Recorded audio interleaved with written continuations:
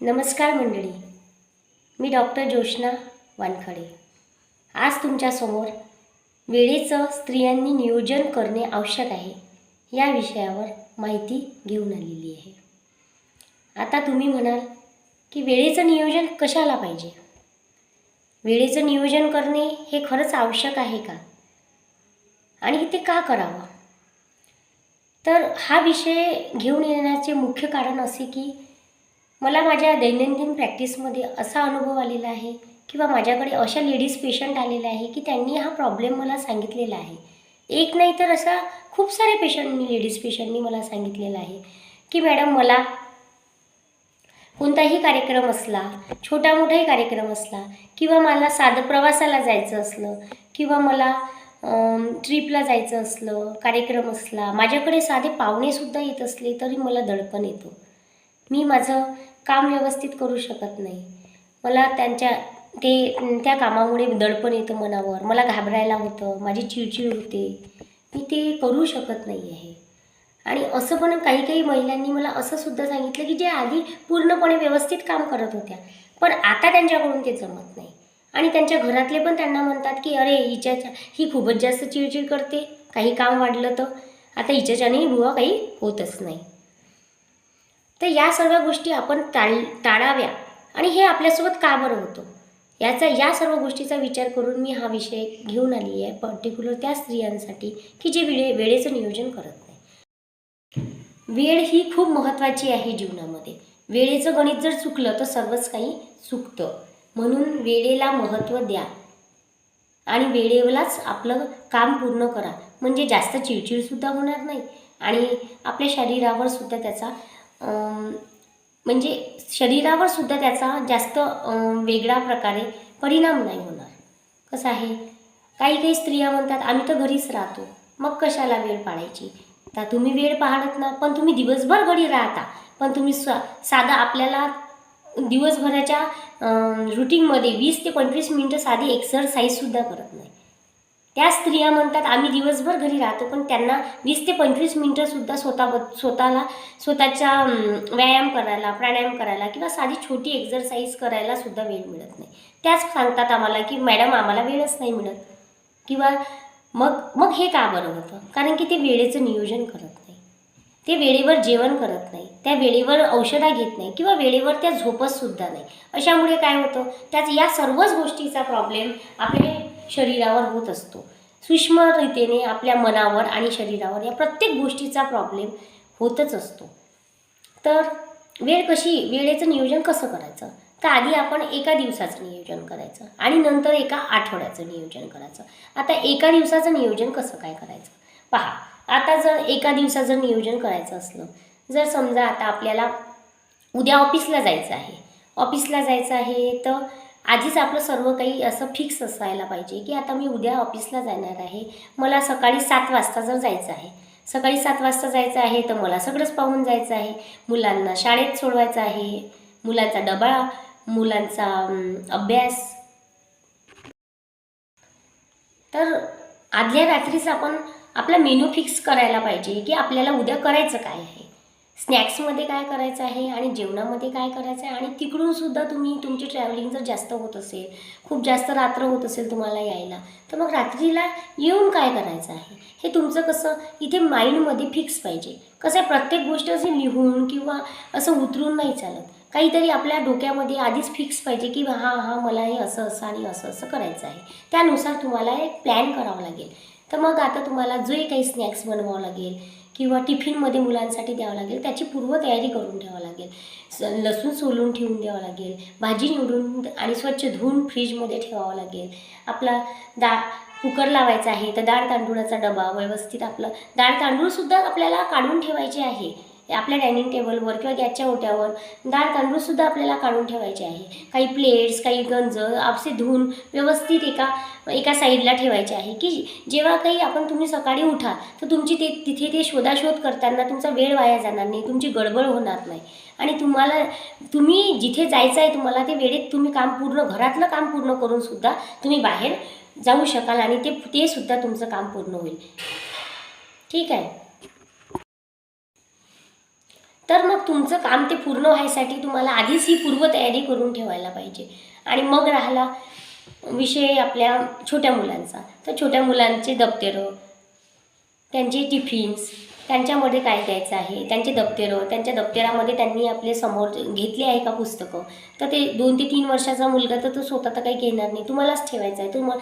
आदल्या रात्रीच तुम्हाला ते पुस्तकं, त्याच्या वह्या, त्यांची पेन्सिल, इरेझर हे सगळं व्यवस्थित त्याच्या बॅगमध्ये ठेवायचं आहे. त्याची वॉटर बॅगसुद्धा तुम्हाला भरून ठेवायची आहे. सगळं व्यवस्थित त्यांचं व्यवस्थित करून ठेवायचं आहे, जेणेकरून ते तुम्हाला सकाळी जास्त गडबड नाही होणार आणि ते योग्य वेळेस ते स्कूलमध्ये पण जातील आणि त्यांचा तुम्ही टिफिनसुद्धा देऊ शकाल. अशा वेळेस अशा प्रकारे जर तुम्ही नियोजन केलं तर तुमचा कसा वेळ वाचेल आणि तुम्ही व्यवस्थित काम करून तुम्ही जाऊ शकाल. आणि आता दुसरा विषय, तुम्ही तिकडून आल्यावर तुम्ही ड्युटीवरून आल्यावर किंवा एखाद्या गावावरून आल्यावर तुम्ही थकून जाल, तुमची जास्त ट्रॅव्हलिंग होईल, तर तुम्हाला त्यावेळेस तुम्हाला काय करायचं आहे त्याचीसुद्धा तुमची एक पूर्वतयारी असते. जर तुम्हाला एखादी किटी पार्टी ठेवायची असेल किंवा पूजा करायची असेल तर त्याचं नियोजन कसं करायचं. तर पहा, लागणारं साहित्य, पूजेला लागणारं साहित्य आपण आधी 2 ते 3 दिवसाच्या आधी त्याची यादी बनवून आणायची आणि ते व्यवस्थित दुकानातून किंवा आपल्या कोणत्याही मॉलमधून व्यवस्थित घेऊन यायची. ते पाहून घ्यायची, एकदा चेक करून घ्यायची की व्यवस्थित सगळं आलं आहे की नाही आलेलं आहे. त्यानंतर आपल्याला जे पुजाऱ्याची अपॉइंटमेंट ते आपण फिक्स करून घ्यायला पाहिजे, त्यांच्या वेळेनुसार, आपल्या वेळेनुसार. त्यानंतर कोणाला आपल्याला इन्व्हाइट करायचं आहे त्याचीसुद्धा आपण एक यादी करून ठेवायची आणि त्यालाच अशा प्रकारे कसं आपला एक कार्यक्रमही व्यवस्थित होईल आणि आपली जास्त गडबडी नाही होणार. जर आपण हे असं सगळं वेळेवर केलं किंवा हे वेळेचं नियोजन नाही केलं, वेळेवर सगळं करतो म्हटलं, तर हे आपल्याला कधीच पॉसिबल नाही आणि कोणालाच पॉसिबल नाही. आणि जास्त परफेक्शनच्या मागं पण नाही लागायचं. काही बायांना असं वाटते की मी एकटीच सर्व काही करते, माझं खूपच परफेक्ट काम आहे, माझं परफेक्टच असलं पाहिजे. असं काही नाही राहत. असं कोणीच असं काहीच परफेक्ट नाही राहत आणि असं असायला नाही पाहिजे. त्याने काय होतं, विनाकारण परफेक्शनच्या मागं लागलं ना की आपण विनाकारण आपल्यावर ताणतणाव ओढवून घेतो स्वतःच्या हाताने आणि त्याचा काय होतं, आपल्या मनावरही परिणाम होतो आणि आपल्या शरीरावर सुद्धा परिणाम होतो. म्हणून मी तुम्हाला सर्व स्त्रियांना, पूर्ण लेडीज लोकांना, सर्व स्त्रियांना हेच सांगू इच्छिते की जास्त परफेक्शनच्या मागं लागायचं नाही. तर आता हे झालं आपल्या एका दिवसाचं नियोजन. आता आपल्याला करायचं आहे एका आठवड्याचं नियोजन.